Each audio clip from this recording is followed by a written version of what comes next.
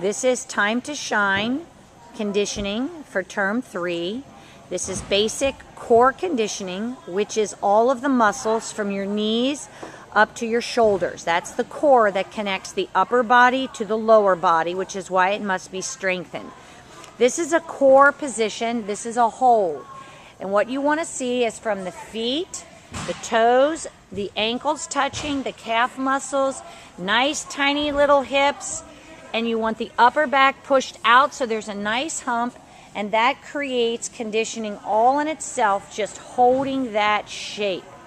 On the elbows makes it easier than on the wrists, and having the ball at the knees and calves makes it easier than all the way out to the feet. The closer to the body the ball is, as far as your hips, makes it easier. The further out makes it harder.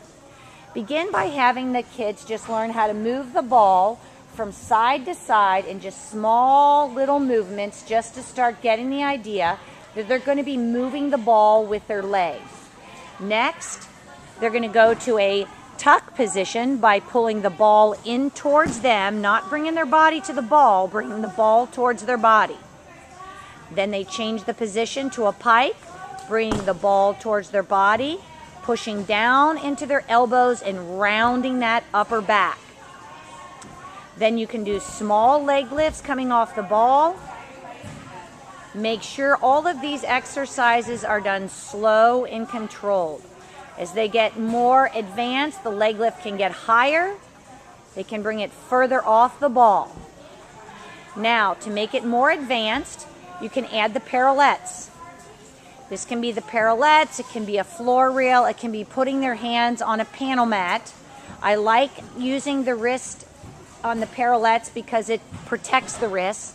Now, we have challenged them by raising the surface of their upper body. So we'll start back at the first exercise and just move the ball from side to side, making sure that the shape is good and the core from the knee to the shoulder is tight. From there, we will advance to the tuck-ins, bringing the ball to the body, rounding the lower back as if they're going to do a back roll or a back tuck, and then changing the position up to a pike, bringing the ball towards the body, and then you can go to the same leg lifts, and you can increase the height of those or move the ball away to increase the level of difficulty. And one last little exercise that is kind of fun that can either be done single or with a partner is passing the ball.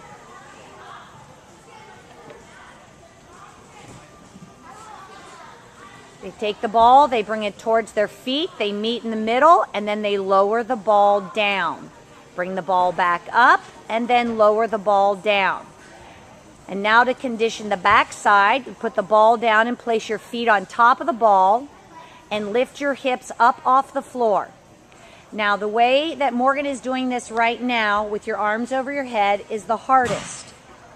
The second step, so that's actually step 3. Step 2 would be side middle, arms at horizontal. And the easiest way is to put your arms down by the sides of your body. So that would be step 1, and she could actually even have the ball in a little bit closer if this position was a little too challenging.